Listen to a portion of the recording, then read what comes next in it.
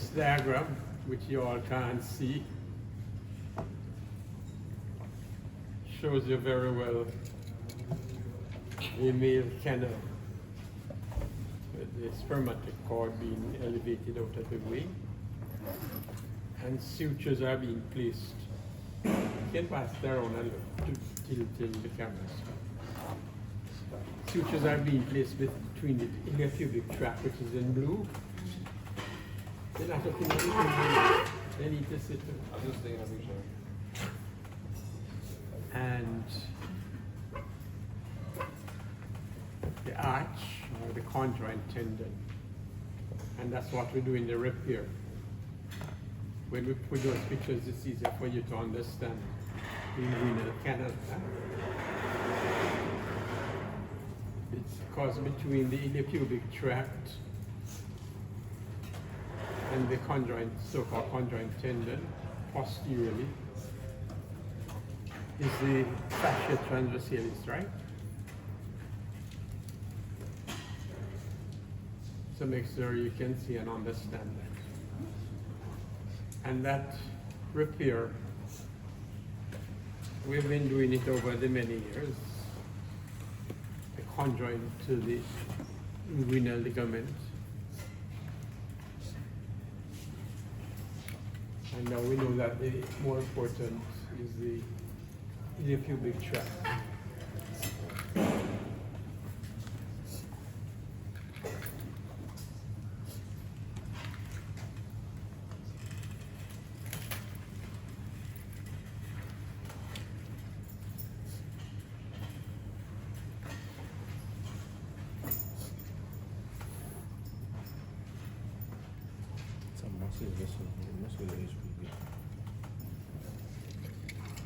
I hope you're good. You think this is a photo of the window? Really? Big.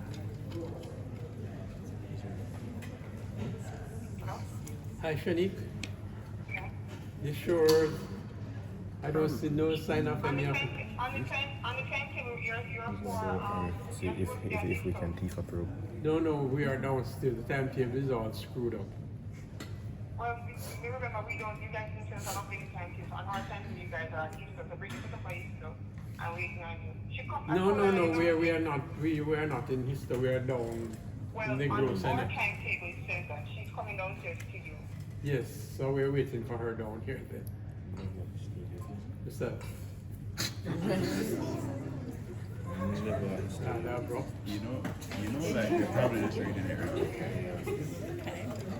right. There's a mess up with the timetable because the BB Men's students on their timetable for today, there's nothing in anatomy. Whereas on the final schedule, there's growth and there's histology. And there's a definite mix up, you understand? So you guys see that piece of paper that I've passed around? No. Where's the paper? Huh? Like it went down somewhere. Wait, they're not very good. Today or I hope it's just me.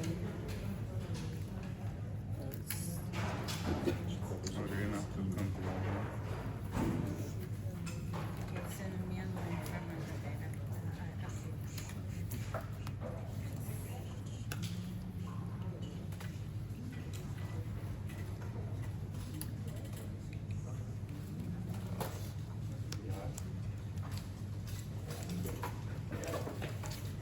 Sorry, heck, not my fault here, Brittany, about this mix up or mess. It's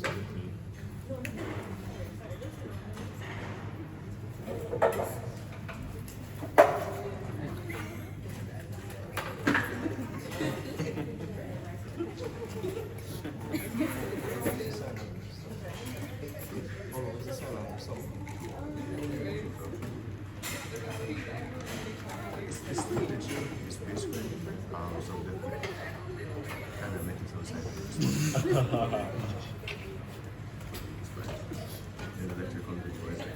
So is the paper being passed around for you guys to see? Yes, right here.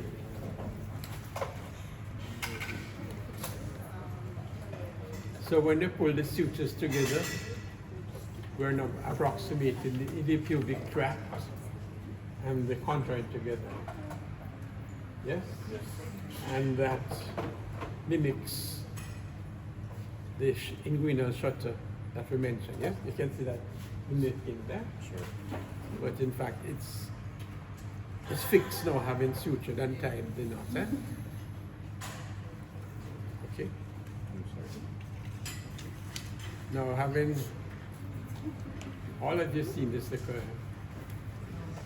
the repair for the inguinal hernia, we mimic the thiamine. Yes, the thiamine. When our tires puncture, we take it to the thiamine, isn't that right? These tubular styles. And the most common repair that they do is what? Huh? What do you mean by patch now? No, they don't call it a patch. They call that a plug. Yeah? They take out the nail. Yes? Put a little, some special rubber solvent and insert in that hole gearing rubber tubes, and it plugs the hole there. And in truth and in fact, we make use of that today. The last one.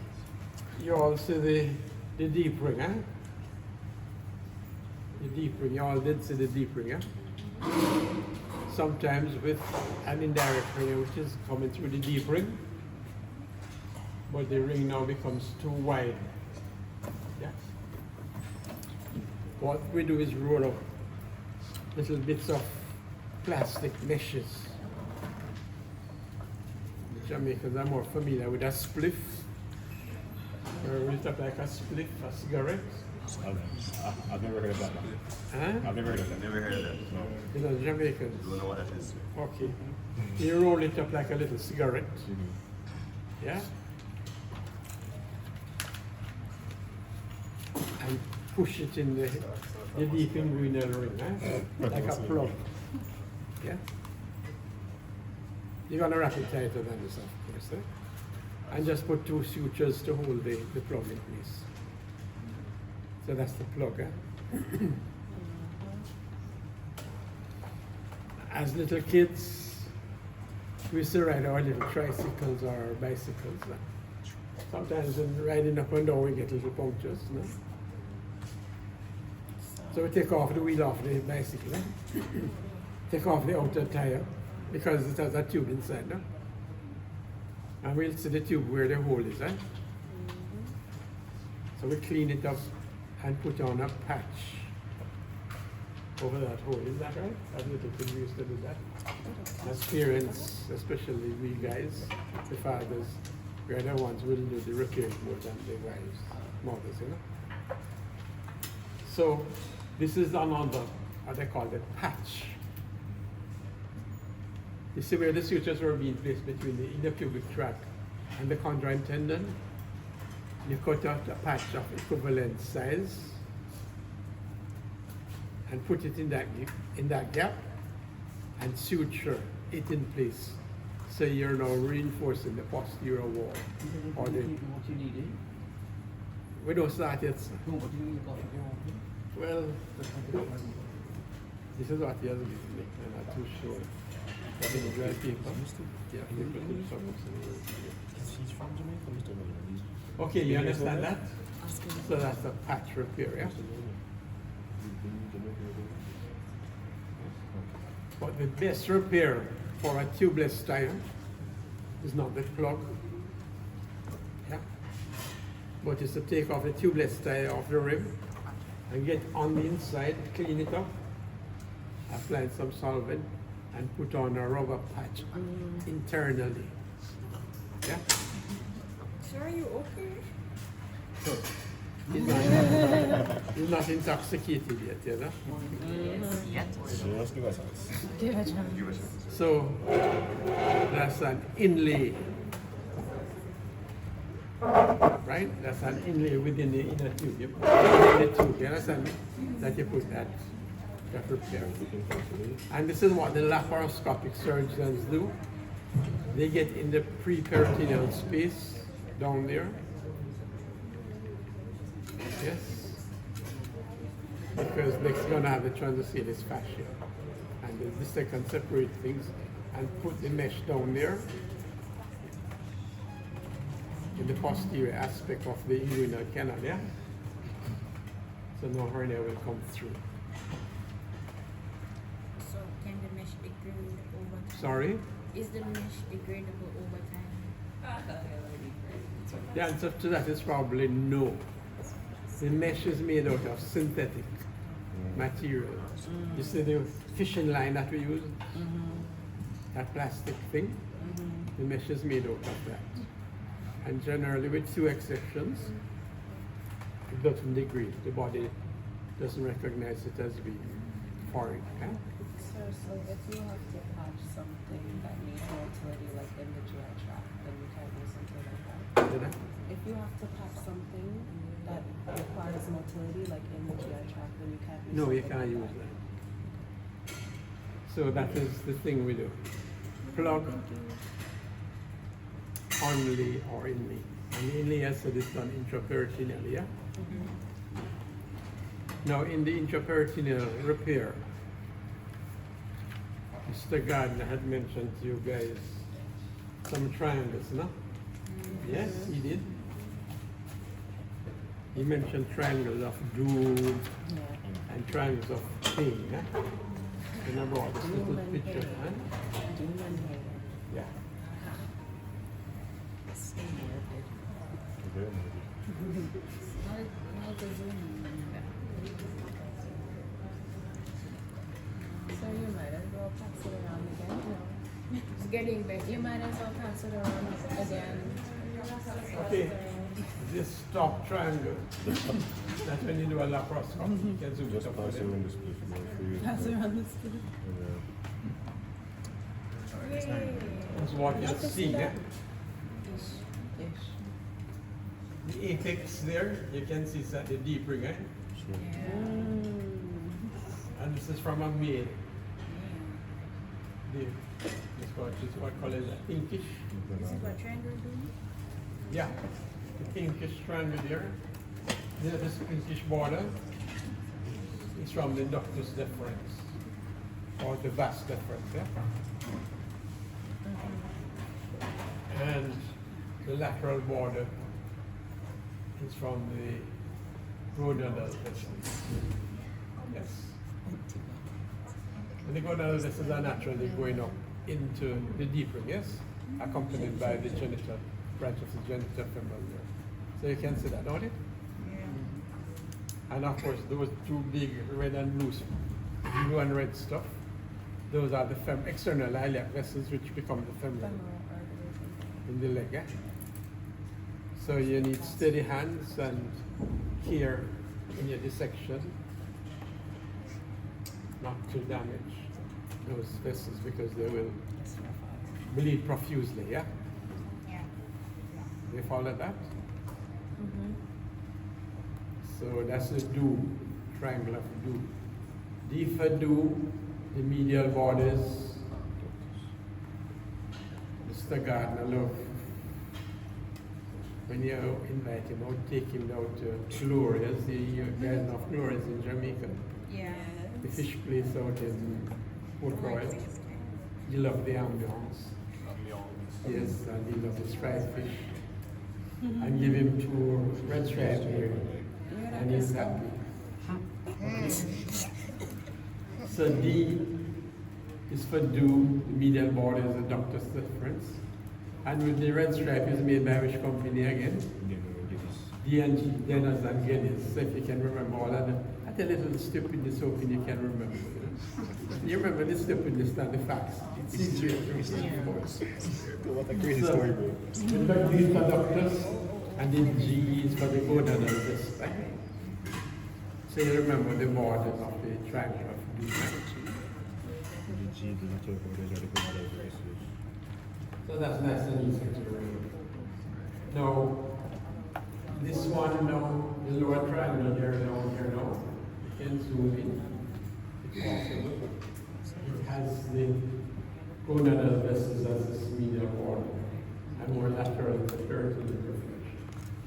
And the nerves that Mr. Gardner spoke about are the rest. So this is the triangle of pain. Okay. All right. Pardon? That's doom and that's pain. I don't know you did this, guys. These two. Okay, the last diagram on this picture here is referring to what we described earlier. The corona mortis, or coronal circle of death. Yeah? This is giving Bermuda Triangle. Pardon? Yeah, we can't catch a break. Not very. Doom, pain, and death. But in this here, you can see the external life and the internal life. Yes. And I said earlier that sometimes with a femoral hernia, when it's incarcerated and we try to make more space, we go by the pubic tubercle. And by the pubic tubercle, we divide blindly. First we cut through the iliopubic tract, and as we continue with the cutting, as we continue, you can take it, well, if I want to be able to. Joe, take a picture and set it in the video. You can do whatever you want to do. You can damage that pubic branch which will join up with the obturator artery, or it might replace the obturator artery. And when you cut that down, it's going to bleed tremendously down there. You can only imagine the amount of blood that's going to be there. And in the older days, they didn't know how to solve because when the arteries are cut, they tend to retract, eh? And the patients would deny it, eh? And that's why it's given the name corona mortis, or the corona of death, eh? So, to find space for incarcerated femoral hernia, we don't go and cut blindly by the pubic tubercle through the iliopubic tract there. No, not through the lacuna ligament. Yes, you understand that? Because there's a risk. So what we cut through is what we can see, cut anteriorly. What forms the anterior borders the femoral ring again?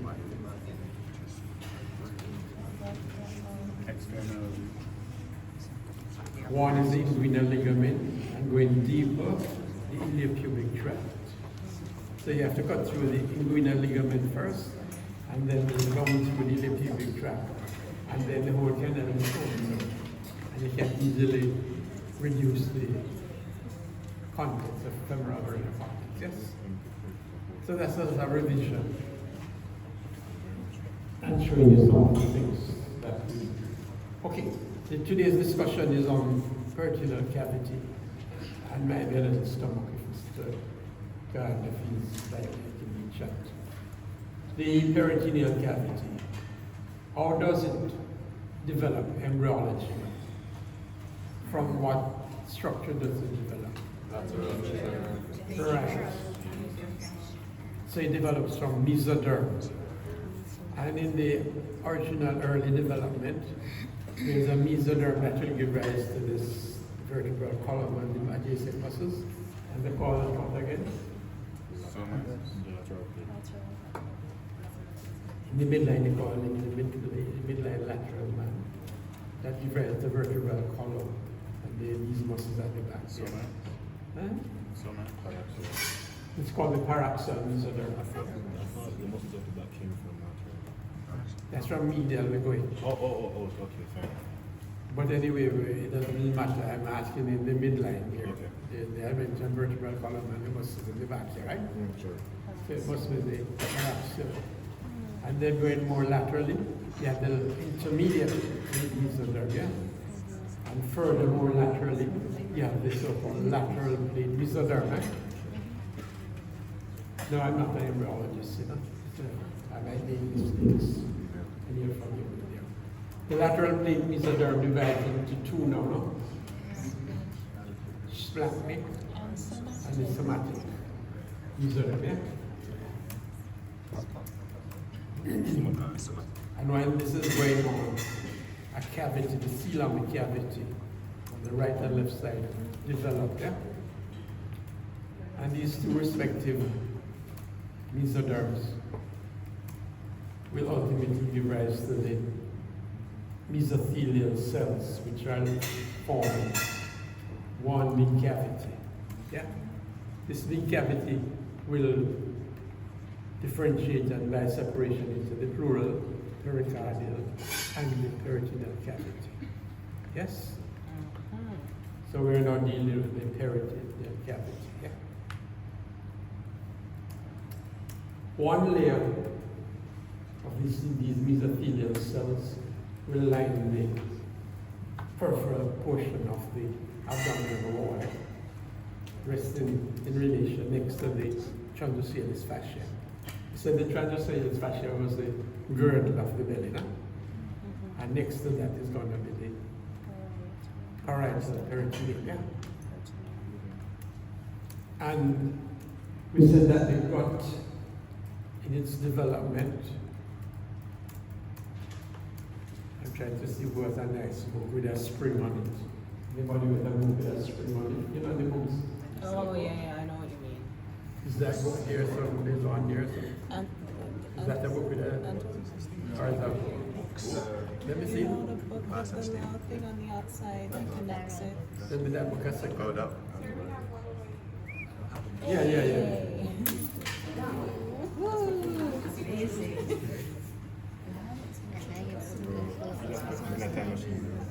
Okay, this is what is happening in development.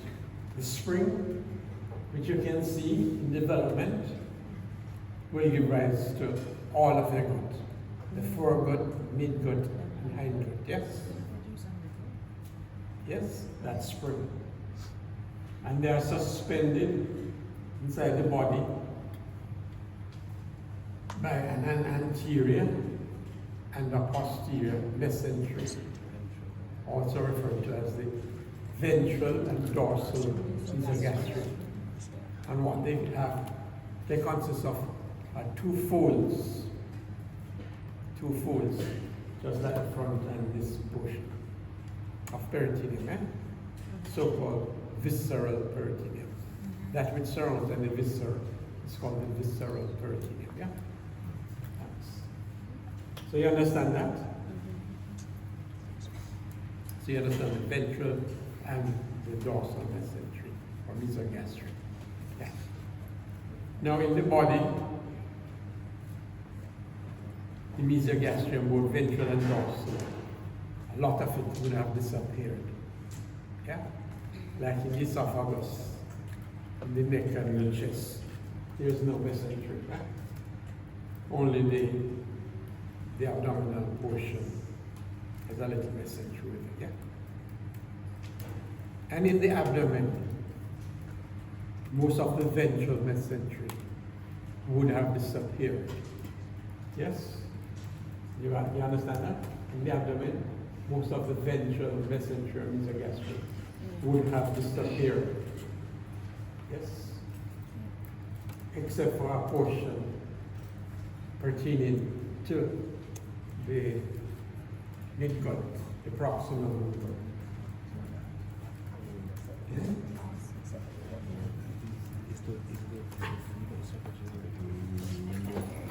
free esophageal membrane part of mesentery?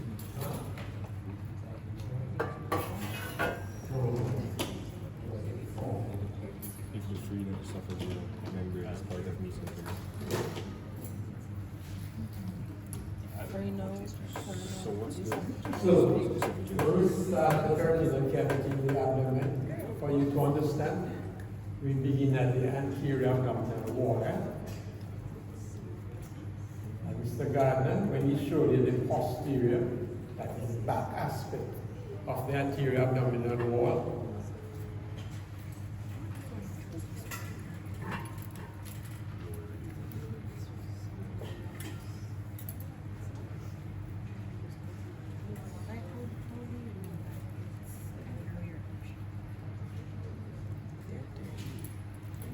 This is the umbilicus, yes? You can see the umbilicus. You can zoom in, brothers.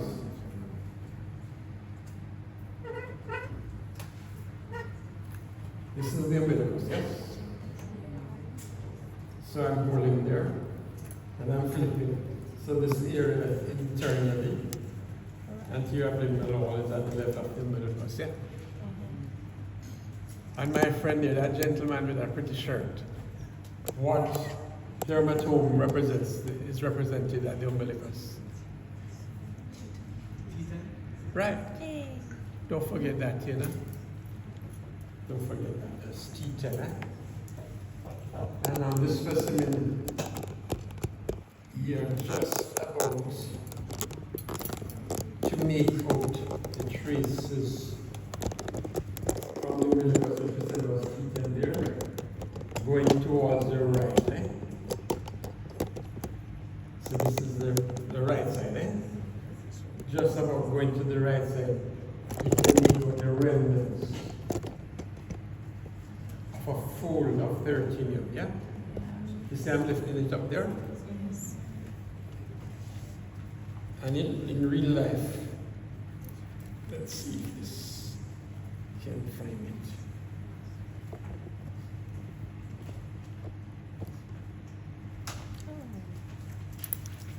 Probably not so good. This is the liver with the big right side and the smaller left side. And the structure should be the diaphragm, yeah? And the continuum of what I showed you there is to the structure. You see that structure? And we all know the structure. That young lady with that nice white necklace, what is the structure? D? What's her name? Oh, wait, back there? Yeah, man. She's Oh, looking in the behind. black shirt. Yeah, What is going on? In the black shirt. black vest. What is this? Huh?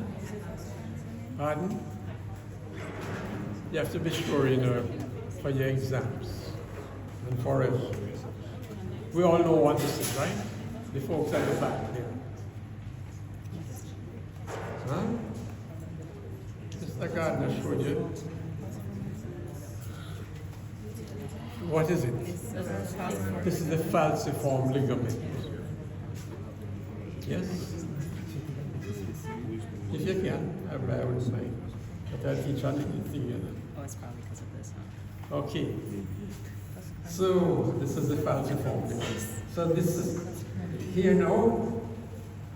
You see the shiny parietal peritoneum lining the body wall, yes? And from the umbilicus and that adjacent area going up, we have the falciform ligament there, going there. And running in the free border of the falciform ligament. What structure tends to run in the free border of the falciform ligament? Right, there's a fibrous band, not shown. Okay, sorry.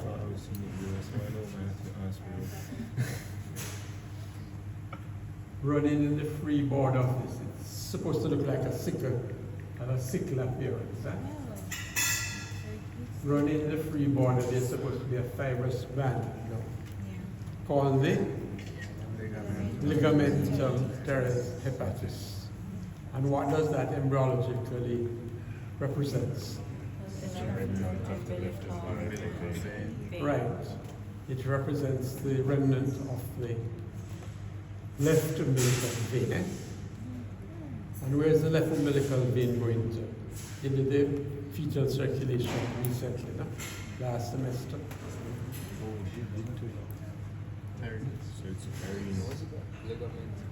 Where is the left umbilical vein going to in the fetus? Huh? Where does this left umbilical vein carries its blood in the fetus? It's coming from the placenta, yes? The blood being oxygenated. This is a vein, but it has oxygenated blood, that's all. So where does this vein go to? To the feet of the head. Ultimately to the heart, to the puncture, but before it reaches the heart. So it's from the placenta. It goes to the left branch of the hepatic portal vein. Interesting. You know, you heard it before, know it from now forever. And immediately opposite the entrance of the left umbilical into the left portal vein, hepatic portal vein, the blood will zoom into what? To reach the heart. Not reach the heart. What will it pass to?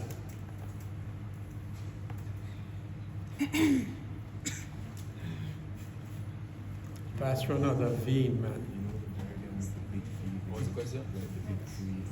This is the left umbilical vein. Yeah. It goes straight up towards the left branch of the portal vein. And immediately opposite where the entrance is into the portal vein, there's another vein structure that carries this blood to the inferior vena cava to reach the heart. But what is this structure? Dr. Barnett did this fetal circulation video. Exactly, that's the answer. The ductus venosus.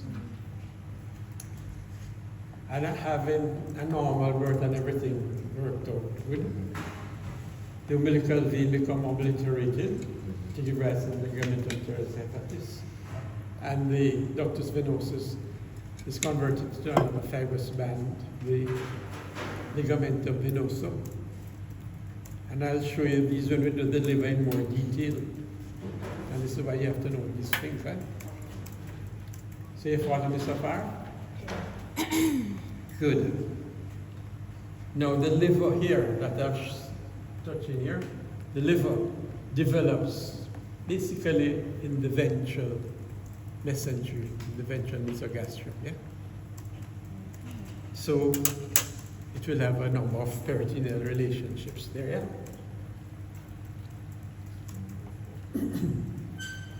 And as the falciform ligament approaches the liver, yes, it divides into two.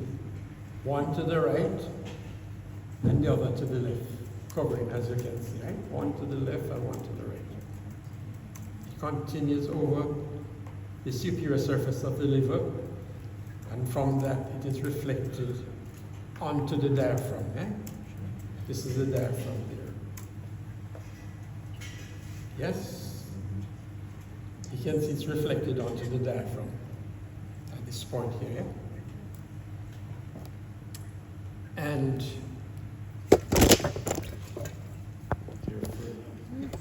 No, that scared me. the heart is going to be up here, yes? Heart is pericardium. So this reflection alongside here like this is referred to as the right coronary ligament, as it is reflected there. You see a whitish line like that? You see that, right? Yeah. This is the right coronary ligament. And this portion is called the anterior, right anterior superior coronary ligament, yes? Because if I have an anterior, I must have a posterior, right? Good. And what happens? As we go more laterally to the extremes of the liver, as you can see,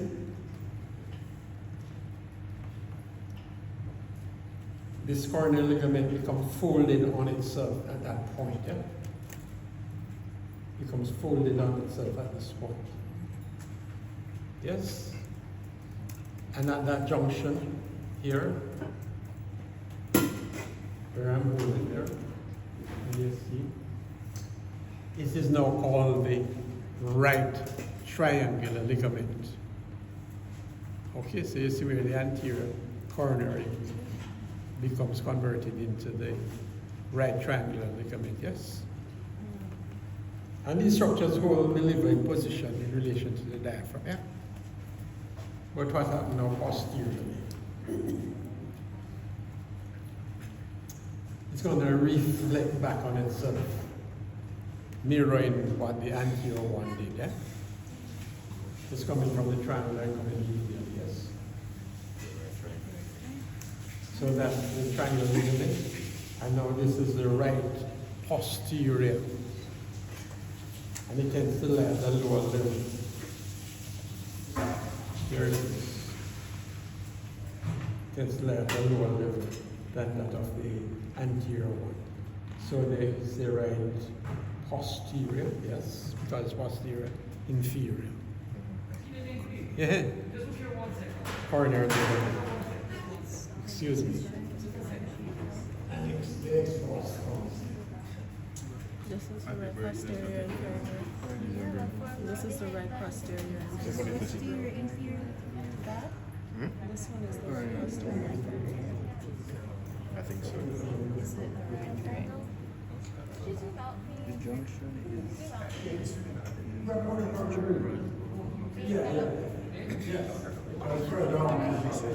You are a saint, Matthew. That is right. What's that? This is the right posterior inferior. Portions of it, yes. Okay. Oh, portions of it. Yeah. So where does it actually start? From the triangular ligament, Okay. it comes back, yeah? Okay. So you're looking the camera for now. So you understand the triangular ligament here now? Yes, sir. And you understand the posterior, inferior portion of the coronary ligament, yeah? This that I'm holding here. And it's carried down onto this surface, the posterior, visceral surface of the liver. It's carried now, this peritoneum, which I'm holding, yeah? It's carried on to the posterior, inferior surface of the liver, yeah? Good. And if you look at this point here, there's an area of the liver here that doesn't have any peritoneum over it, because this posterior inferior portion of the peritoneum is going over the kidney. Yeah? So this area here, that's supposed to be a triangular shaped area, is called the bare area of the liver, no peritoneum. And the borders are formed from the inferior vena cava. Yes, the inferior vena cava.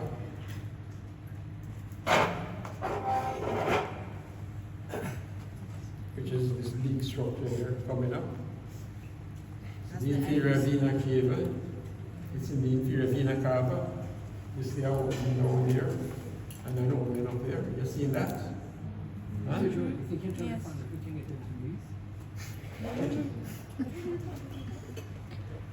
This is what you look at. Okay, the base is the IVC, the apex is the right triangular ligament, and the anterior and posterior components of the coronary ligaments are forming the rest of the triangle. You see that? Yes?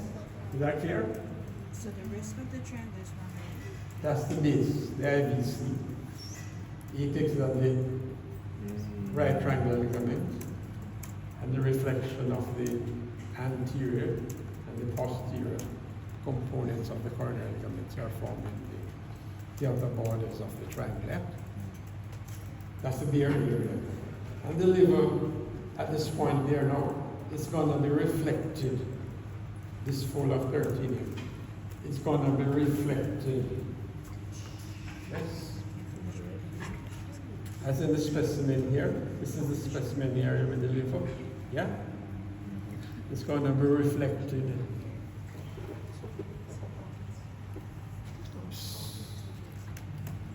in relation to this structure. You see this structure? It's not the prettiest looking kidney. I can show you a pretty little kidney there. That's more than you expect that kidney to look like. What? It's look more like kidney shape, not it? The left kidney. The right one. Looks good pass as a kidney shape, eh?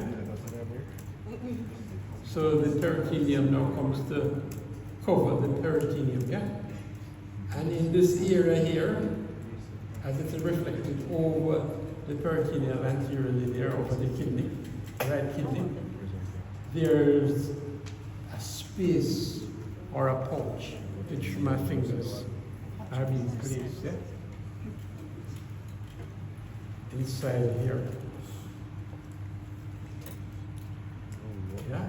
Down there. Sir, I can't have a specimen to show you as you want to see. You understand? You see the liver? You're not seeing the kidney.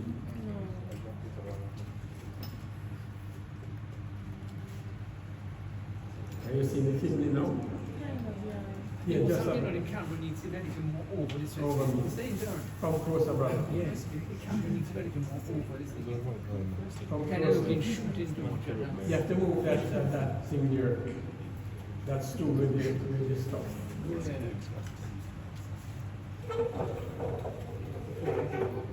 Right. Now you see metal, don't you? You see the liver, you see the kidney. And the peritoneum from the posterior surface is being reflected over the kidney, don't you? Yeah. And there's a pouch here. You can see there's a pouch there, yeah? Pete, you never saw it properly, right? But you can describe elemental more about the posterior coronary ligament. Because this camera wasn't done it at all. Inferior coronary ligament, that's how it goes. Yeah. We showed you on this thing here. It's reflected over the adrenal and the kidney there. Yes? And there is a deep hole there, not a hole, a pouch or a recess, huh? In which I'm putting my hands. My hand. Okay? And you have to remember this area forever. It's called the hepatorenal pouch of Morris. Rutherford. He didn't win. Rutherford Morris. Rutherford Morris. Okay, so remember that. I know some of you would have come here and certain people say you don't need to know the names, eh? But forget that. They said that Eh? actually. But everybody still calls by the name. The university is what it's like. Okay, so you understand the development of the hepatorenal pouch, eh? It's the reflection of the posterior. And when you look at the human body, The when we posterior get is ill for the kidney.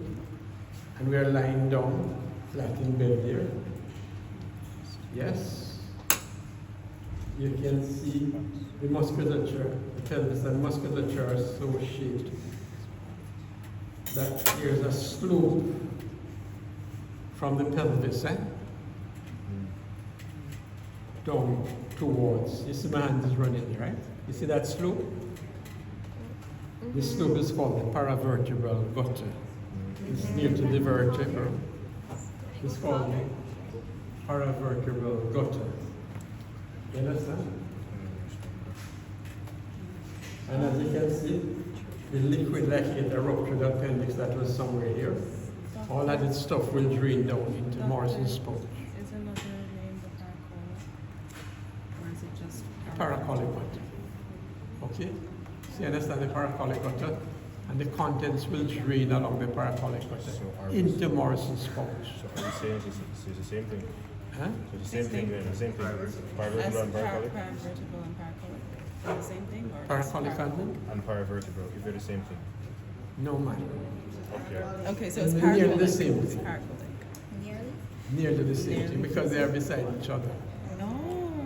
You understand me? Okay, The fine. paravertebral there, and the colon when it's beside the column. That follow? So you can Okay. show us again? He didn't win.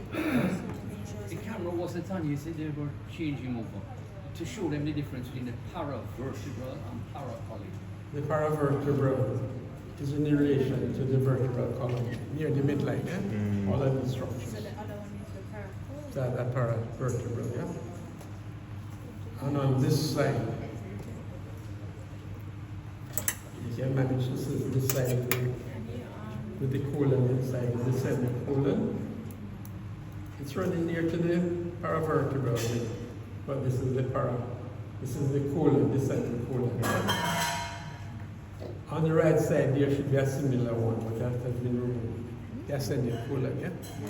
So you see the paravertebral column is there, and the para column is running there, no? You see that? Yes, thank you. So the fluid and all of that now will drain when you lie down the hill along the paracolic, paravertebral gutters into Morrison's structure. And we know that because sometimes when there's surgery with much infection and so in the body, we'll put tubes in Morrison's pouch for the fluid to drain out, eh? Yes? Good. You have your stuff here, Mr. Gardner?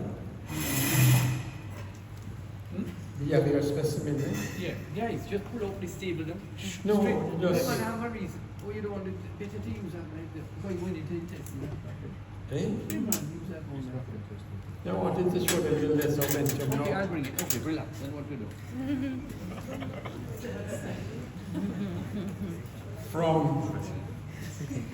From the liver, we show the posterior and happening to the peritoneum, yeah? Eh? The liver posteriorly. We need to tell you what's happening more anteriorly now. Take out some gloves out of the pocket. Sit down right down in your Patrick.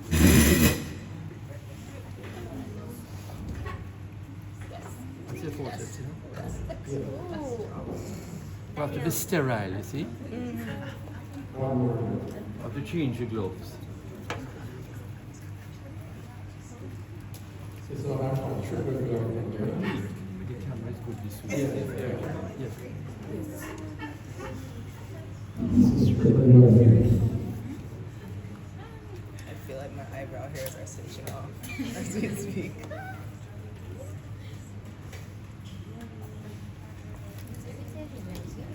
Your cheeks. Okay. So this is a nice liver, eh? No. It has a good transverse mesopole on there. Yes. Transverse mesopole. This is where. No, anteriorly. We said this anterior surface is there was covered with peritoneum. Yes? Yes. And we talked about the coronary ligaments and the triangular ligament on the right. And similarly, on the left side, we have little remnants of an anterior section and a posterior section of the peritoneum. You see the reflection there? Some people use the term left coronary ligaments. Some people say we shouldn't be using It's a it. left triangle. And anyway, there's a left triangular ligament ultimately here that I'm holding up. Right? So it's covered, and its anterior surface of the liver is by the peritoneum. And it's continued onto the interior surface, posteriorly there. Yes? This area here is the gallbladder, an empty gallbladder. What kind of golden? Empty, no. No, so right there, mate. Nothing is in it. Gallbladder is there. And the peritoneum usually covers over the gallbladder as it lies in the so-called gallbladder area. And then it's come down towards what is called the porta. Yes? And the other, Patrick, that's a good example for. yes. And there is this piece of the liver called the caudate process. Caudate process. And this is the upper limb. And we can see a number of structures leaving the liver now. At this juncture here, to and from the liver structures. Eh? You seen that? You can zoom in, my brother. then. Yeah. Within this component here, there are a number of structures, with so-called portal triad, which you know about, right? Get your orientation. We know the liver. This is the stomach, yes, which I wanted in my hand. You don't have to feel. You can always see this thing here, no? What is this thing? This is the pylorus, sphincter, pylorus sphincter. And we said there's supposed to be a vein there, no? Whose vein again? To mark it out. But we won't see the veins in the cadavers, you know. What? The prepylor vein of male. Yeah. Sorry, so the duodenum continues that way. Now,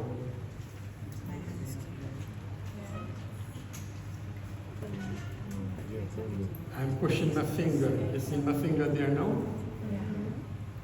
Like that, eh?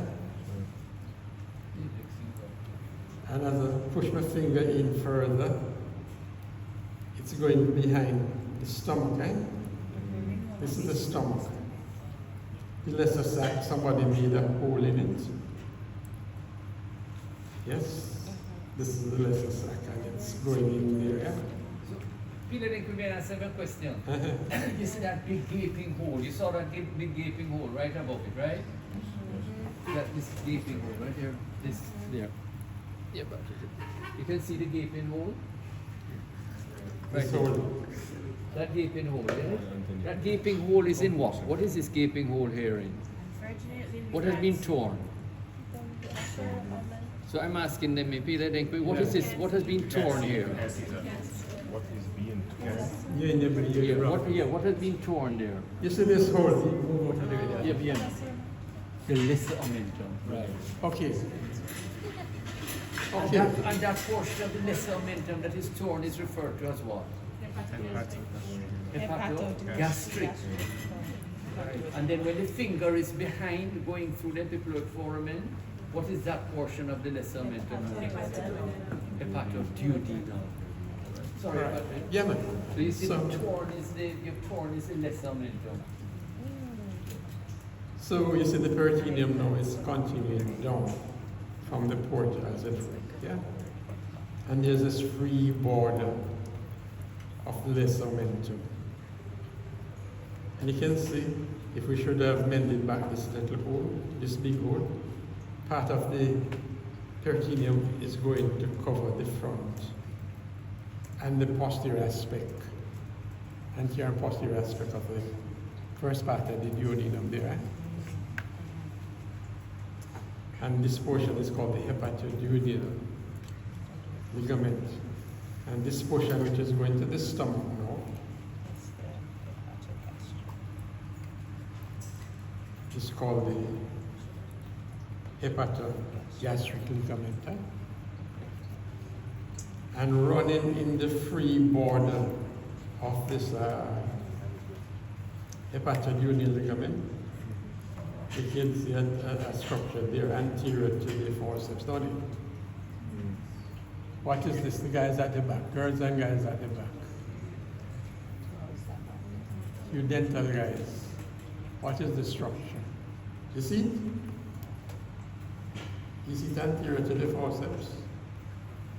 What runs in the free border, right free border of the lesser omentum or the hepatoduodenal ligament. The structure. You dental guys? No? Peter, then could ask a student by the name of Crystal. All right, tell me, Crystal then. I think Melissa wants to answer. I think I'm gonna throw No, what is that structure that's on the resting at the forceps? This can come in the exam. Oh. Which is it? I think Davia wants to answer. No, it's okay. You say it, man. What is it? It's a ligament. What is that structure that's in the right free edge of the lesser omentum, right and anterior? Look at it, it's big. Is it the port something? Well, hold on, Peter, then, just one second. You want to say portal vein, right? But what do we know about veins? They're very thin wall. So the operative word is thick. You can see down the look on the thing. Yes. It's no, it's coming. Yeah. If you see it right, it's coming. How big and powerful that is. So what is it? That's what I was thinking. Yeah, Joel. What is it? My parts of spelling. What? Spelling artery. The other one. Joel, the other one. The other one. All the way to the left. Artery. The spleen is Remember, the screen is on the left side.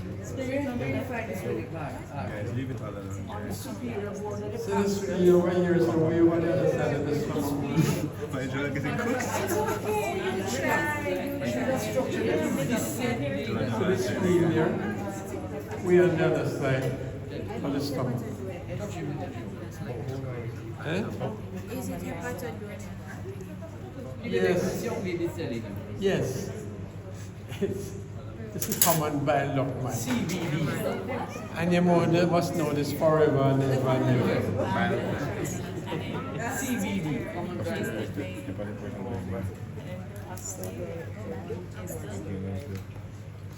So Posture, I think, is the fourth. that's to the right, eh? And to the left now, if I should dissect it out, but I'm going to dissect from the side. You can do what you want to do. Especially this hard to dissect this. Hepatic or something. He should. Another structure now is on the right, to the left. To the left is the Yeah. archer proper. What is that? Bring it up and in there.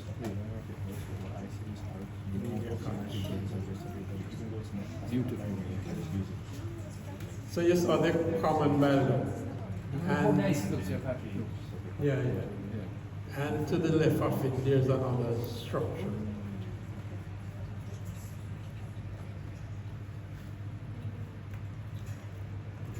Look at it, beautiful. What is that? Well,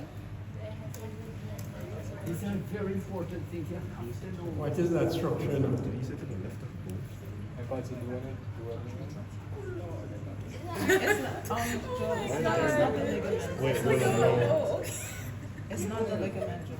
We're inside the ligament, so we're looking at inside the you're looking at the vessels, you're inside the ligament.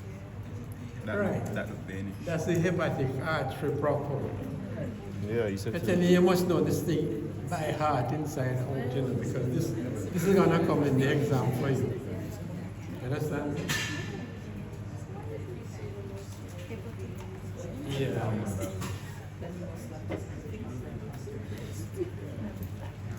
And further back now, the structure back here. Not sure if you can see. mostly reading I've never seen it. Further back there now. The vein. What is the structure?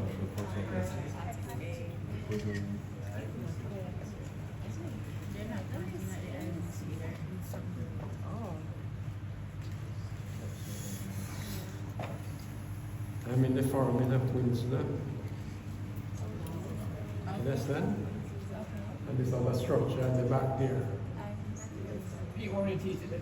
No, just it's out of your hand. Good. It's very thick and that looks like So that's placed in the epiploid foramen. The forceps is the diploid. Is the RBC. And we have that structure. You all see the structure? You dental guys see the structure that I'm talking about? The structure back here. You see it? The structure back there. It forms the posterior boundary of the foramen and wing sling. He's telling you, Melissa is telling you. He doesn't want to hear. It's the dental students I want to hear, man. he just ignores when I like to hear them speak, you know, because they look prim and proper in your white clothes, you know. Unlike we medicals, you always look on the prophet side, you know. That's the cookies. And it's going to reflect in their earnings, you know. The dental earnings are pretty good, you know. So they will always look chick, put it that way.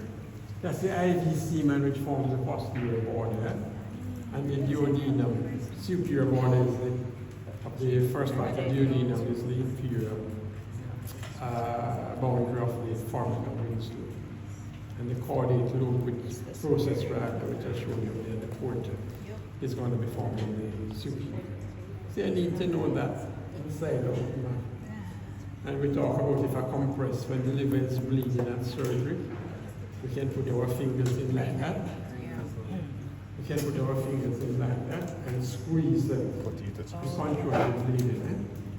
That's how they like the blood I'm looking somebody else, sorry. Yeah, you see that? We can control the bleeding. You know what that procedure is called? What is that procedure called? See when we go like that? Clamp it with it. Clamp it like, well, it's the other way around, eh? But you clamp and hold the structures. What do you call that procedure? You're thinking of the Oh, yeah. That surgical procedure is called Pringle's maneuver. But can I ask them one question? Yeah, man. This is to Melissa.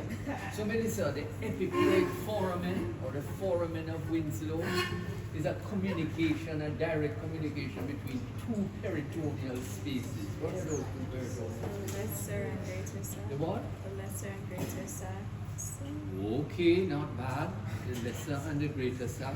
What part of the greater sac? Wow. What part of the greater sac?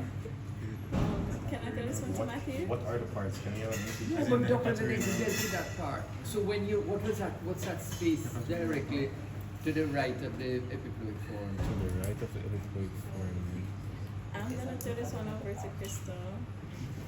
Give a chance, give a chance. What's this space out here? So, you don't mind, please? No. What's that space known as right here? See this space right here? Can you see? Yes or no?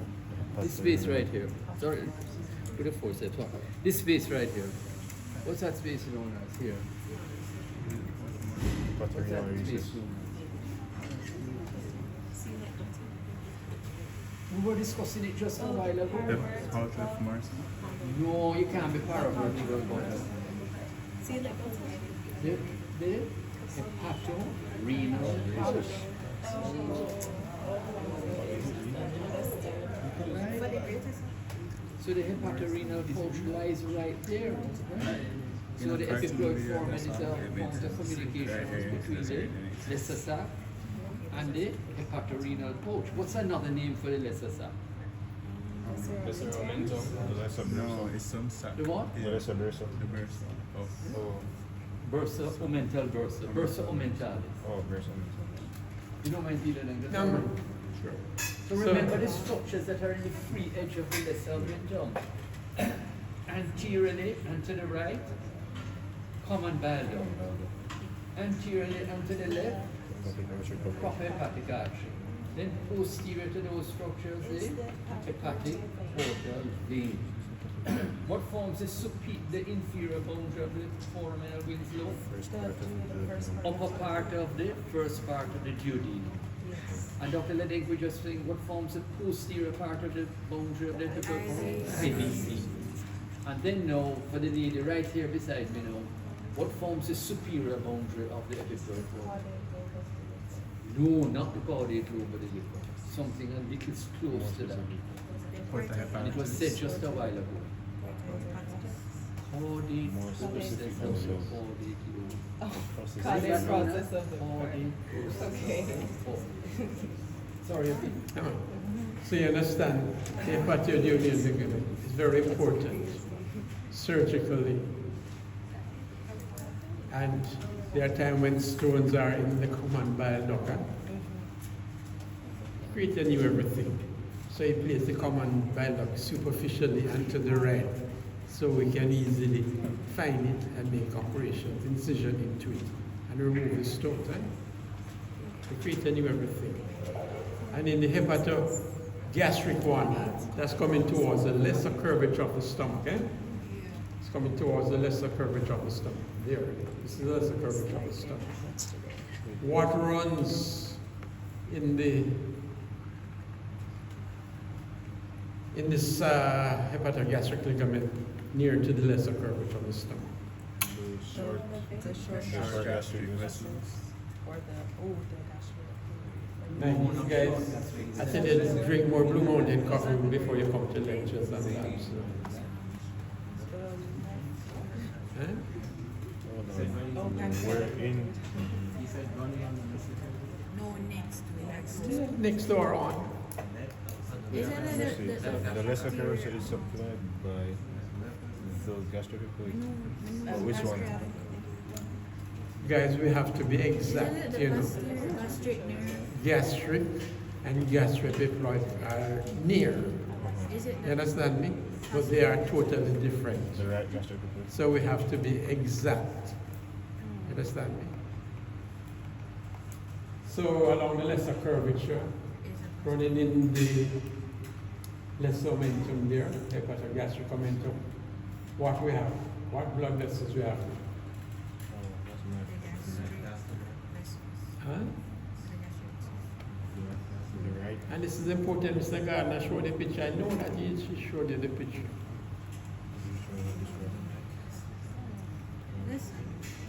On the right side, there's a right gastric artery. I mentioned that yesterday to you guys. And on the left side of the left, lesser curvature is if it's the right on the right side, and the left side is gonna be the. So there's a logic in us guys, you know, although we look stupid and behave stupid. There's a little logic there. So the right and left gastric arteries are there. And the right gastric artery is coming from what? No, stomach is left. What is the right gastric artery coming from? You guys have to know this thing inside out, you know, like your back of your hand. The hepatic throat. Sorry? Is it a brand from the Yeah. The common one. Because if it's a Anything more common? This celiac trunk. Some rarely comes from the celiac trunk. Rarely. Let me see. You have we're still in foregut, right? We're still in foregut, so it has to be celiac, and it's the pancreatic duodenal superior branch. No, that's too inferior. That's too inferior. You heard about an artery called the gastroduodenal artery? Huh? Well, think about that artery. Okay.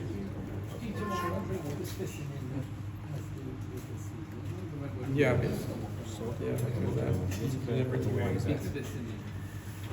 okay. And the right gastric artery, is it a big artery or a small artery? It's off the proper. All right, it can come from either one of those or the gastroduodenal. I'm sorry. The left gastric artery comes from what?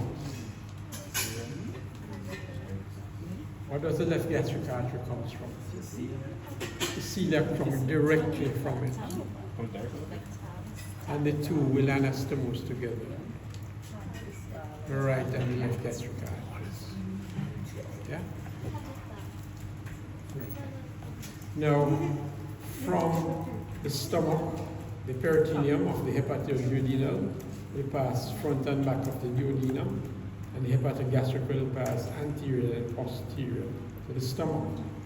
And from the stomach, as we can see, you see the stomach here I'm holding, and here is the colon, and you can see nicely I put on tension this fold of peritoneum. Right? This fold of peritoneum. You see, guys? Yes. What is that fold of peritoneum called? I hear two answers here, the two can be right. So which is the right one? How many people over here? But no, This the thing the here. wall, right? So I think it's more the gastric colon It's a difference between the stomach and the colon. Yeah. Then let's show, what would you call it? Between the stomach and the colon? You call it gastrocolic. Because gastrocolic omentum or ligament. Yes. Understand? Good. So you can repeat that, please. You see it running between the stomach and the colon, this thing, no? So what you gonna name it? You never know no anatomy before. What you gonna name it for the first time? Running between the stomach and the colon. Right, the gastrocolic. Right, so see your anatomy, say. Can you reflect that transverse renal colon upward, that transverse colon upward? I'm coming to that. I was coming right there. Right, okay, and the A, B, and C. And when you look at the inferior edge now of the transverse mesocolon, you can see that guide nicely. You see this apron looking thing? Yeah? My dental students, what is this thing called? Dental students don't like to talk to me at all. And the dental student will answer, what is this? It's running from the lower border of the transverse colon, this structure. Like when Mr. Gardner is cooking in the kitchen, you can imagine the mess. So the wife will make sure you put on an earbud, you know. That helping you guys? This guy there is often sometimes called the apron or the sleeping policeman. Not really sleeping, he looks like he's sleeping, but he's not. This is the so-called great momentum which you read about. The great momentum that you read about. So two folds anterior and posterior from the stomach comes down to form the gastrocolic momentum, and they surround the colon, and they continue down as two folds, yeah?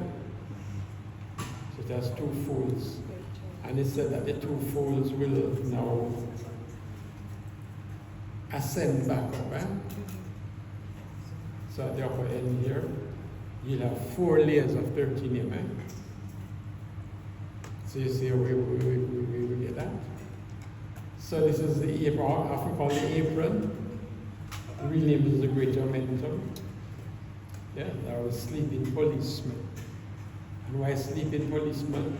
Because anytime there's anything wrong in the body, in the belly, the sleeping policeman awakes and go towards where that damage or insult or injuries, you understand?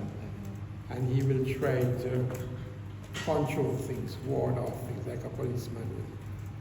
Okay? So this is what it does. So Mr. Gardner asked Melissa, the peritoneal cavity generally is divided into two. The one. Can I show in this picture? Yes. Sure. You can zoom in on him, Chief. Zoom in hard. So in real life, that is how the great momentum is. See how massive it is? See how and you can see, look at the blood vessels in it.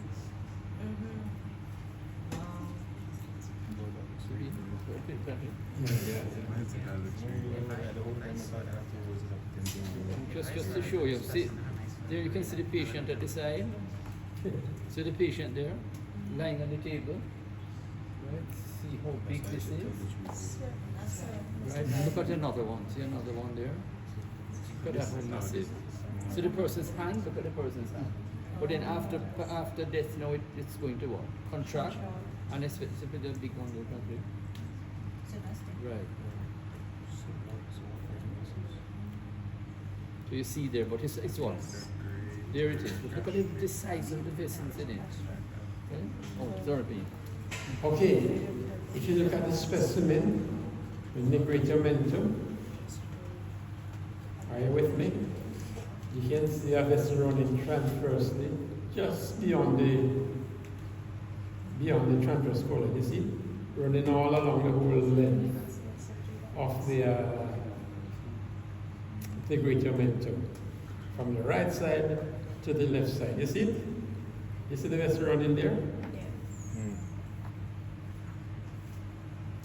Now, along the greater curvature of the stomach, on the right side and left side, you can see a vessel here on the left hand side, isn't that right? What vessel is this on the left side of the stomach? On the greater curvature. Yeah, you see, so The short was the famous. you look short here, brother. No, that. That one looks short. See, it's running there. What vessel is this? Along the along the greater curvature of the stomach, on the left hand side. Right, which gastroepiploid? Left gastroepiploid. Because on the What? So right side. left gastroepiploid. Because on the right side there's a similar vessel that's running there as well. Called the right gastroepiploid. Okay? And the two of them join up together. The right gastroepiploid comes from what artery?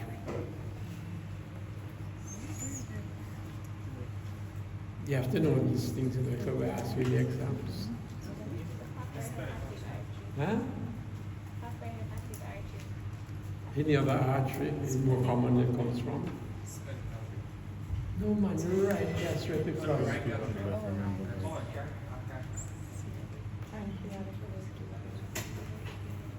More so the gastroduodenal, right, Mike?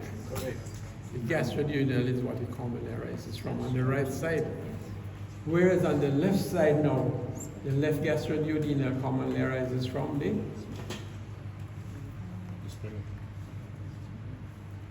yes, the splenic artery. So you see there's an anastomosis between two branches from the celiac trunk. Eh? And when I was showing you the omentum, yes, oh yes, here it is. This one here. In the omentum, this one that's running parallel to the inferior border of the transverse colon, I'm lifting up here. These are branches of the right and left gastroepiploid, yes? And this anastomosis in the lesser omentum has a nice name, you know? It's called the arc. It looks like an arc. Arc of, no, you're not going out. It's called the arc of Barkow. B-A-R-K-O-W. You understand? Arc of Barkow. And it's joined in between two branches of the celiac trunk, yes? And you see, we've shown you now the celiac trunk, we've shown you the SMA, superior mesenteric artery, and sometimes in some individuals there is a communication between the two. You with me? Between the celiac and the SMA. And that's another arc again. Another B arc again. No, you're not going to know it yet. That's the arc of Bueller. Arc of Bueller. Well, the first one was the arc of Barkow. Yeah? And tomorrow morning I'm supposed to be giving a lecture on the large intestine. The artery of the large intestine is the inferior mesenteric artery, right? And sometimes there's an anastomosis between the superior mesenteric artery and the inferior mesenteric artery. And that is sometimes, not sometimes, it is called the another arc again. Arc of Riolan. R-I-O-L-A. You lectured them on that area. Tomorrow I'm gonna mention. So you see the three different arcs which you should know about. Anyway. What was the last one? Huh? What was the last one you said? Riolan, R-I-O-L-A-N.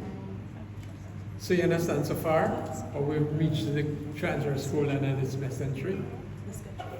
No. The abdominal cavity that so far I'm discussing is the general, the big general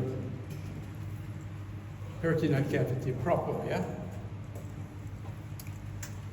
But there is an invagination, or like a diverticulum of this giant peritoneal cavity to give rise to the omental bursa, right? And we talked about that quite a bit. But I think the creator made a mental bursa. Omental Omental bursa. bursa. Why he put in the omental bursa? Always start to think, Remember God made us in his image, man. And knowing us, we don't like to work hard, We don't like to do extra work, don't it? But he did. Say, God not done without a reason, man. What you might postulate why he put up a mental bursa. Where do you tend to find bursa again? In joints, right? In your joints, huh? To reduce friction, as it were. So where's the mental bursa going now? You saw me push my finger into the lesser sac. Posterior to the stomach. Eh? Posterior to the stomach. It goes posterior to the stomach. So it makes sense to put that thing posterior to the stomach. This is my logic style. Illogical logic. You understand? Yes, sir. Because he knows that us guys are gonna eat some cartwheel-sized dumpling. Cartwheel side donkey. These are hard-working men. They make some dumplings about those size big, and the tough as these structures are in the stomach, And you know that the stomach is going to have to be churning and try to break down these stuff, So you want something back there to sort of ease the, Accommodation distension. not so much the distension, but the frictional forces of the stomach Okay. contracted. And this is why Mr. Gardner mentioned to you a thing called the stomach bed. What structures in the stomach bed? Posterior to the stomach, You didn't go to his lecture, man, Mr. Gardner is up here. I don't think we heard about stomach. You never heard about stomach bed? Spleen, pancreas. All right, when he does the stomach, I'll ask him to Sir, remind he me. did it, He did it. What is that you got to remember? Yeah, we don't recall. Stomach We bed. don't recall it. There are a number of structures back there behind the stomach that the stomach is resting on. And it's called the stomach bed, which you should know about. He loves that. Okay? Anyway, that's the general cavity proper. Peritoneum, pancreas. This transverse colon and the omentum will separate the big general peritoneal cavity into two. A supramesocholic compartment. You with me now? That makes sense? A supra above this. And an inframesocholic compartment. That makes sense to you? Supramesocholic and an inframesocholic compartment. We've been through the supramesocholic compartment already. Now, in the inframesocholic compartment, this is the cecum here. The ascending colon, this guy. Terminal ileum, this guy here is.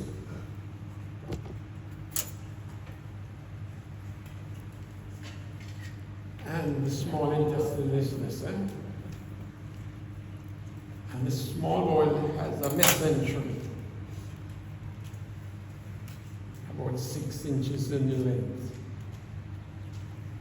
The small bowel has this mesentery, which I'm lifting up and showing you, with its blood vessels in it, running obliquely, off midline, obliquely, from left to right, starting at about L2, just beyond the DJ flexure, running towards the right sacroiliac joint, and it separates the inframesocholic compartment into a right portion and a left portion. You understand that now? You can see that, don't you? Here it is. Let's see. This small bowel mesentery will separate a right and a left inframesocholic compartment, And down in the pelvis now, you'll have the pelvic viscera. In we men, our peritoneal cavity is said to be a closed one, right? Whereas in you girls, your peritoneal cavity is said to be an open one. Why is you girls, your peritoneal cavity an open one? Huh? And when we say open, theoretically, it's open to the exterior atmosphere. Theoretically. Understand? And theoretically, bugs can get in that way. What? Yes. Let me see for this one. So why does the girls have an open peritoneal cavity, whereas in women it's closed? I think Guthrie wants to answer. Okay, firstly, the vagina is there. Yeah. Is there any really nice sphincter of the vagina? Some ladies and men would like that, there should be, but there isn't a nice sphincter as such. The cervix and the uterus, any sphincter there? No. Then the uterine tubes. Once they are patent, any sphincter there? No, they open. And they open to the ovaries. So you see where you girls know your peritoneal cavity is open to outside atmospheric. Whatever is outside there. And in some little young girls, sometimes they come in with peritonitis, bacterial peritonitis. And one of the postulates that because they have the peritoneal cavity, the germs, like the streptococci and other bacteria, can migrate up along that way. Chalky? Yeah, coming on second. You know chalk, man? Oh no. At school, the chalk, I mean, you know, at school anymore. Chalk is long and tall and Sorry, my slim and apologies. wide. Watch Don't this you? from falling. He's chalky, man. Yeah. By the way, guys, when is your next lab? Tomorrow afternoon. Afternoon? Stomach ulcer. Some of them say you didn't tell them stomach pain. What? But I don't believe No, that. are you mad as a hatter? The posterior relation. The posterior relations, also known as the stomach bed. And I point out that, and I told them sadly one thing was missing on it, which is a crazy story. What was missing on it? The pancreas and the splenic artery.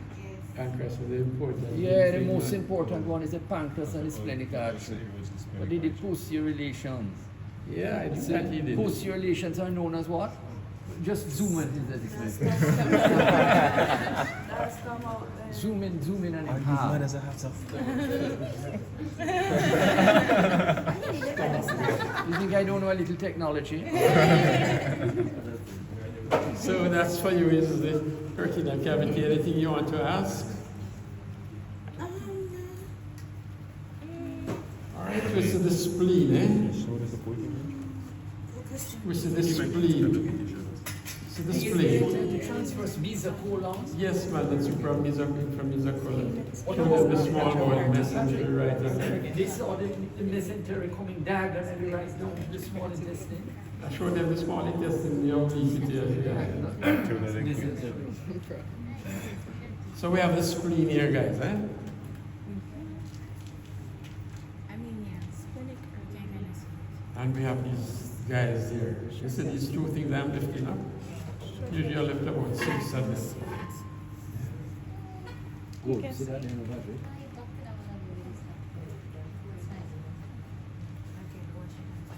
So you see the spleen, So what ligament is there?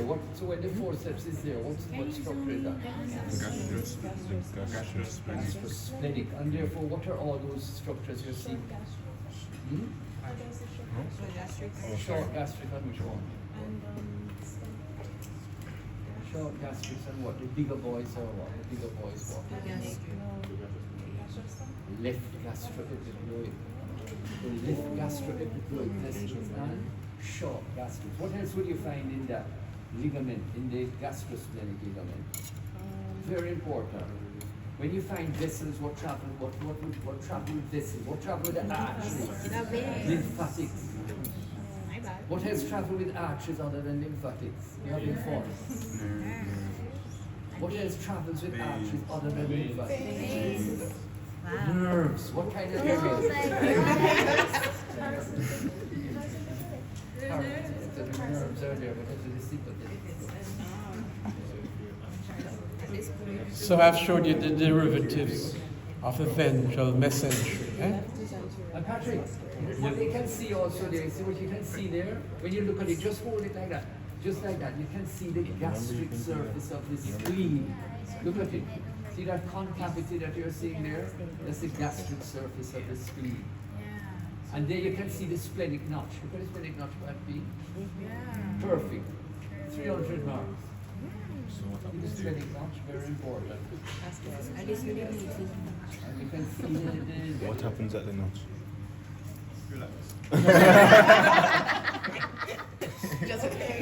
Okay, so I've showed you the derivatives of the ventral mesogastrium. Eh? No.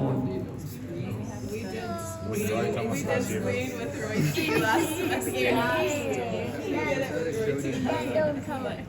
Okay, so I've shown you the derivatives of the ventral mesogastrium or the ventral mesentery, which you should understand and remember forever. eh? So I'm going to show you the derivatives of the dorsal mesentery now. I remember the leaf of the dorsal. So Gives the spleen. we have the liver, the spleen, the stomach, and we have the esophagus.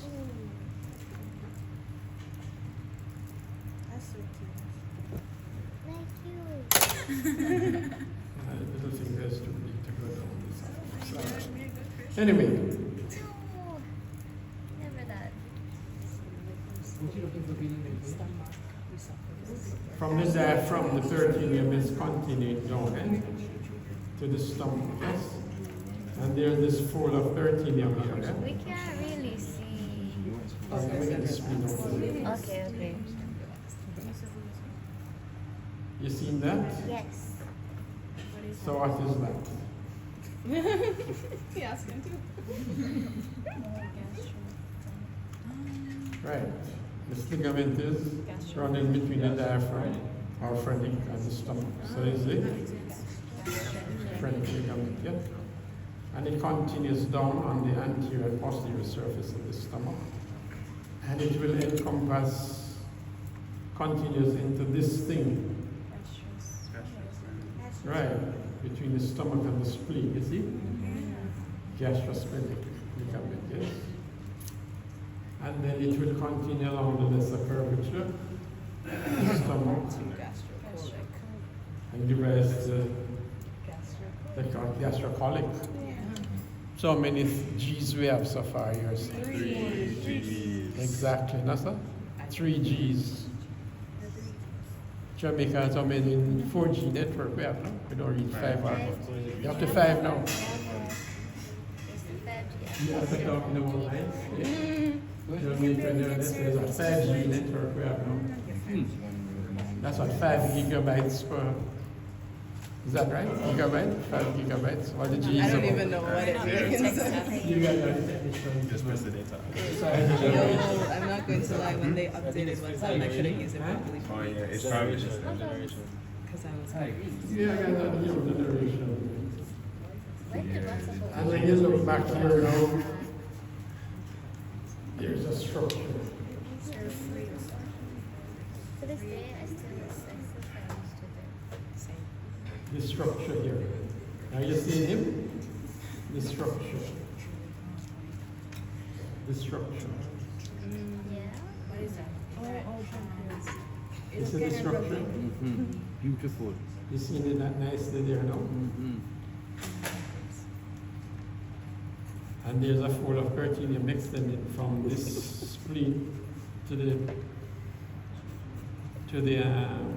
pancreas, you see?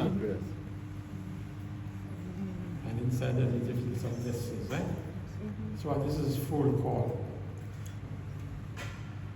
It's full of peritoneum. So from the hilum of the spleen to Yeah, the pancreas. Huh? Good guess. Same screen. She guessed it, right? Yeah. I'm a little hard of hearing, you know. Sometimes we are conveniently hard of hearing. right. It was definitely. We husbands, sometimes you guys will have to get a little hard of hearing in at times. Bye. Okay? Yeah, yeah. Pretending to hear certain things, bro. So what did she say it was again? Pancreatic. I know, but what we call this fold of peritoneum or ligament. Don't do it, David. Go. Eh? Eh? Yeah.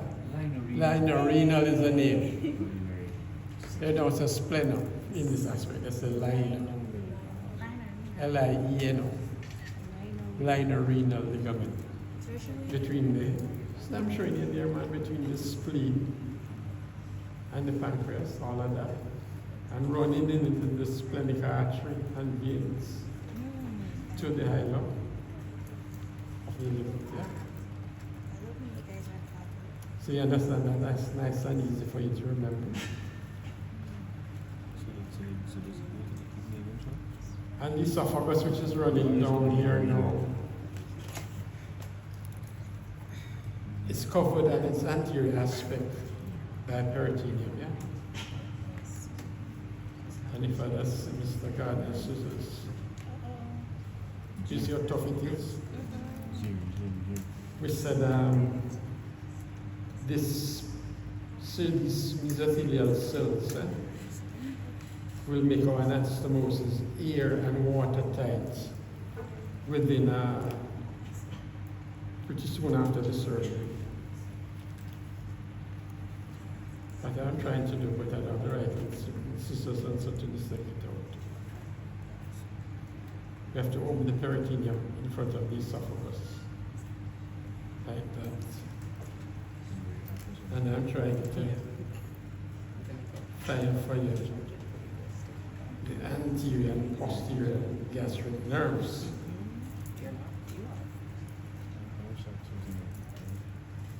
I'm trying to find the anterior and posterior gastric nerves. And I take quite a bit of dissection to find it. But that's what we have to do at surgery. We have, when you guys have ulcer and the medication not working, then we have to operate and find the vagus nerves and do a vagotomy, a truncal vagotomy. Understand? Sorry?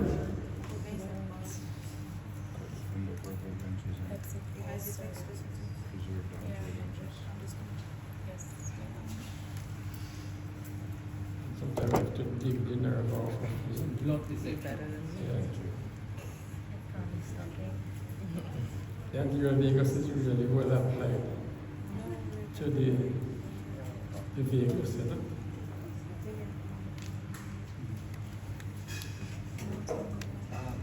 Like that, you know? You see the anterior vagus there? Huh? You see it?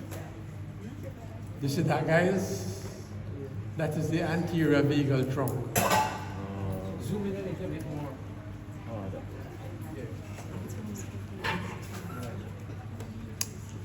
And yes.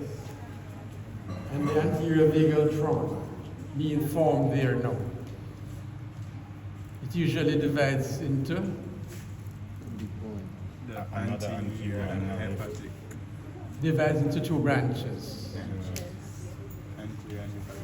Like when Mr. Gardner is searching for a specimen and him finding your Gardner said, you bugger you. Don't you know that's one of his statements? Yes. When Gardner finds the specimen what he's looking for. Yeah. He says, you bugger you. Yeah. Correct. So they are, will tell you, they are branches of this anterior trunk, eh? The anterior nervophalange and the hepatic branch. And Mr. Gardner told yesterday where the hepatic branch is going to, don't he? Where's the hepatic branch going to? Melissa, not Melissa, it's Crystal. She's Crystal. No, it's already working. Where are you going to do it? Where is the hepatic branch of the anterior vagal trunk going to? I'm not sure. Enjoy. Joanne. Hey, not really. It's all right, Patrick, I'm doing.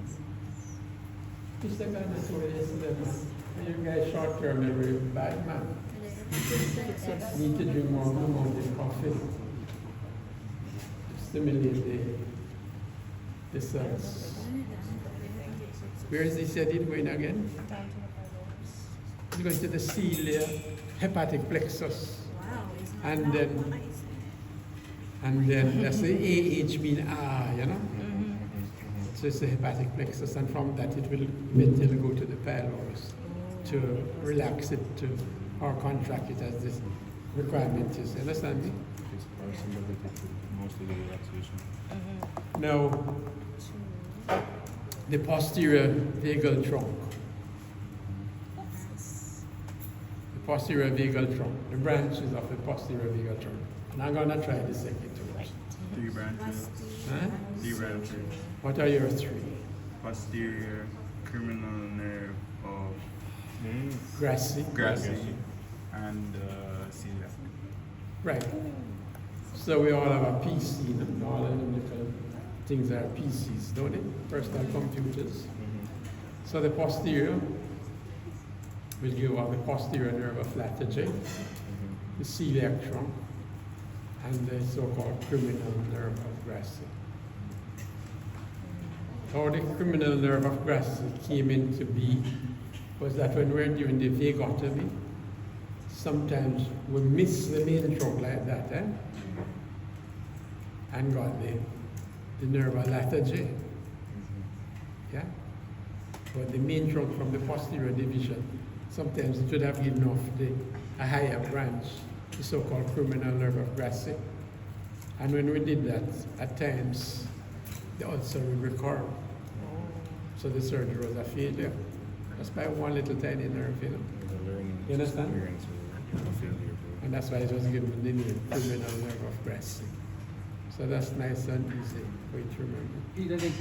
He was a very famous Italian hepatobiliary surgeon, Grassi. He died when he was young, not that was maybe 20, 30 years old. Brilliant guy. You know his first name being? No, Giuseppe. His first name was Giuseppe. translated as Joseph Grassi, but in Joseph. Italian, Joseph is Giuseppe. Okay. So he was Giuseppe Grassi. Now, we did the stomach, the blood supply in a sense. I mentioned everything except one. I mentioned the right gastric, mentioned the left gastric, yeah? Mentioned the right gastric plymph, the left gastric plymph. I mentioned the short gastrics. No? Yeah. Which artery I haven't mentioned yet. The Anthony, which artery I haven't mentioned yet. In that 5. And you know I'm asking him. Him asked me how come him knows we show him any. Celiac axis. No. Oh, posterior gastric artery. Exactly. He asked me about the posterior gastric artery. I've never seen one. You ever seen any man? No. That's not very common, but it is mentioned in the books, you know. Yeah? So you heard me talking about yesterday esophagectomy. And when we do an esophagectomy, the best replacement is to pull the stomach up. Divide the esophageal junction, close it off, make a fresh opening in the stomach, and then anastomosis it to the lower end of the pharynx. So, all of those 5 blood supplies, possibly 6 of the stomach, You girls, how much of these arches does the stomach need to survive when we pull it up into the neck? That is esophagectomy. You with me? And that's what I'm asking you. We've been through the blood supply of the stomach. There's 5 or 6 arteries you mentioned, don't it? I'm asking you, when we did this operation of esophagectomy for cancer and pull the stomach up into anastomosis into the neck, how many of these arteries do we need for the stomach to survive? Do we need all 5 or 6 of them? Huh? You said we can do without blood supply? No. I feel like you can do without one. We can do without one, so we need 4 or 5. Yeah. Which one do we have to sacrifice then? Is one we sacrifice?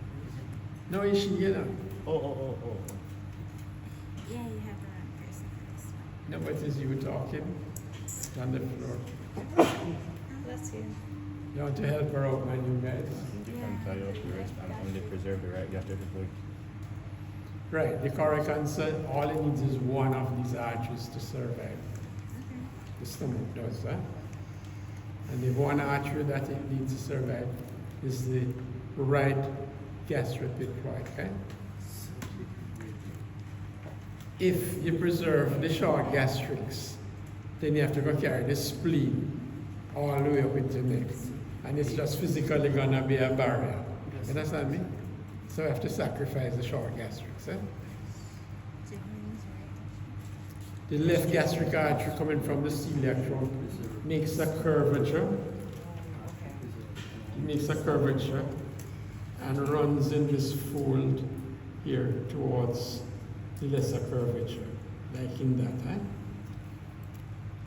The left gastric artery is running in that, coming down. So, to get the stomach up here, we will be pulling on the left gastric artery, don't it? To get it up into the neck. We're going to pull it up like that, you know. And you see where we'd probably tear off the left gastric artery. So we have to sacrifice the left gastric artery. The right gastric artery, we said, was very small. It's an unimportant artery. So we'll sacrifice it. So the only artery now we need to sacrifice is the origin of the left gastropiploid from the splenic artery, but maintain that arcade between the right and left gastropiploids to provide the blood supply to the stomach. You understand?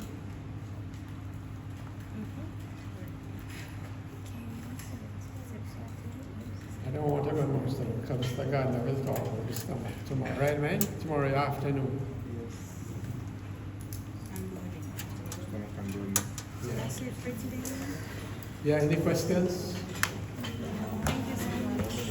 Actually, sir, let me just show them something there. Sure. Just Hold on, like just that. like So guys, I just saw this right here. Right up in the neck was talking. Look right down here. This is magic. Because sometimes you see something good. Right, wait a minute. I need a little fluid. Right. You see it here, Pete? Very nice. Look at this. Right. So there we can see who is this boy right here. Right, look how beautiful they are. These are the medial umbilical folds. And this one, boy, looks quite large. Yeah, Patrick, sometimes they can have blood in them. Sometimes the lumen may persist. The lumen may persist. And then you urine. So No, in the medial, not medial, no, in the medial for the actually umbilical artery. Oh, okay. Yeah, sometimes it may persist and we have to tie it off when we're laying it. Right, this one looks a bit too powerful. Yeah, Look at that. So this looks like the lumen may have. You see it there? And look where it's going, directly to the umbilicus. Now look at this boy over here. This boy over here now is not going really directly up to the umbilicus. So this boy over here, and I can see a bit of him here, but over here, who would that guy be? The lateral. Lateral will contain what? Inferior epigastric. The medials contain the right. Which one is not seen very well? Median. Okay, median is not seen very well here at all. Everybody is converging up to the umbilical. Umbilical artery noise. Reasonable, that's all. Very good. Wait, Mr. Gardner, are we able to see the hepatic organ on this?